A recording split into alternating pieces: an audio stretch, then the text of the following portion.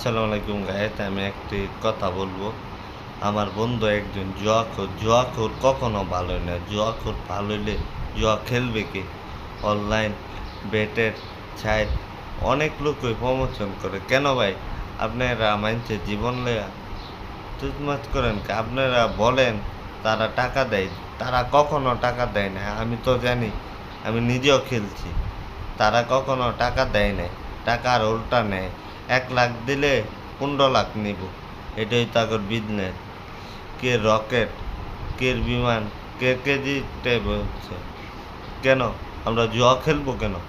আমরা জুয়া খেলার তো আমাদের কোনো মানে আছে না। আমরা জুয়া খেলবো কেন? আমার বন্ধু একটা জুয়া খেলা 15 দিনে চাকরি করে। কেন জুয়া খেলবো কেন? আমরা আমরা জুয়া খেলবো কেন? জুয়া খেলার কোনো যুক্তি আছে না। জুয়া আমরা খেলবো কেন?